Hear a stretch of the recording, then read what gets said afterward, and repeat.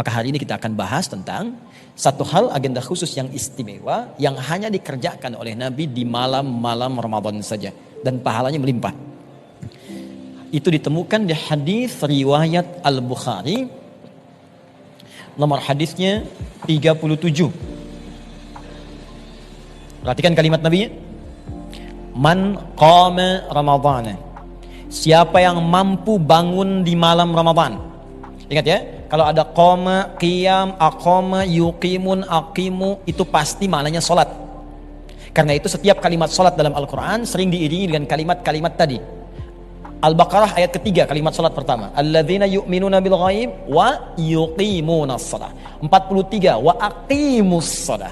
Quran surah 17 ayat 78. Aqimis shalah tadi dulu kisyamsi. Aqim, kata dasarnya qoma.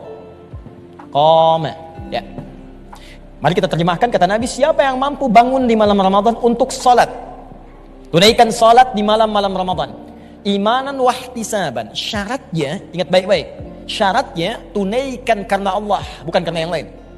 Was hati-hati, ini kata para pakar hadis memberikan kesan bahwa ada orang yang bangun malam Ramadan, dia tunaikan sholat, cuman niatnya bukan karena Allah. Hanya ingin menunjukkan pada orang bahwa saya pun sholat. Kenapa orang ke masjid? Mau sholat, saya pun pengen sholat. Wahtisaban, dan cari pahala. Cari pahala. Bagaimana cara mencari pahalanya? Ini yang paling indah. Maka Nabi mencontohkan tunaikan sholat dengan baik, dengan tenang, dengan nyaman. Turunannya diturunkan kemudian di Al-Bukhari nomor hadis 2008. Sampai dengan 2010-nya. Di nomor hadis 2008, Sayyidah Aisyah radhiyallahu taala anha pernah ditanya oleh 3 orang sahabat. Abdullah bin Mas'ud, Hudzaifah al-Yamani, dan Ubay bin Ka'ab radhiyallahu taala anhum jami'an. Ja'u ila Sayyidati Aisyah, tak datang pada Sayyidah Aisyah bertanya, bagaimana sifat salat malamnya Nabi sallallahu alaihi wasallam. Kata Sayyidah Aisyah dengan singkat padat, la tas'al an husnihinna wa tulihinna. Aduh, jangan coba ditanya panjang dan bagusnya. Saya aja pernah, kalau bahasa kita, bangun melihat Nabi baru rakaat pertama saya lihat kakinya sudah bengkak. Penasaran 3 sahabat ini. Begitu besoknya diikuti, kata Abdullah bin Mas'ud, memang tidak ada salat seindah salat di belakang Nabi sallallahu alaihi wasallam. Masya Allah, indah salatnya, tak terasa. Begitu indahnya tak terasa. Baru mau ruku sudah 100 ayat Al-Baqarah. Pengalaman Hudzaifah juga begitu. Bahkan pernah saya beri di belakang Nabi, saya kira 100 ayat, ternyata nyambung Al-Baqarah sampai selesai. 286.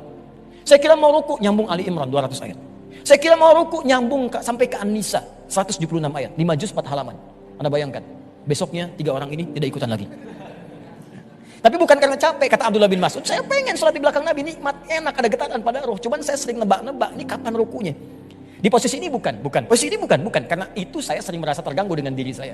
Tapi poinnya, sholat Nabi itu enak, tenang, nyaman. Setiap 2 rakaat berhenti di malam Ramadan berdoa. Allahumma innaka afuwun tuhibbul afwa fa'fu anni. Sesuatu yang menenangkan kepada jiwa. Jiwa bahasa Arabnya dengan roh, disebut dengan roh. Jiwa bahasa Arabnya roh. Quran surah 17 ayat ke-85. Paling kiri sebelah bawah.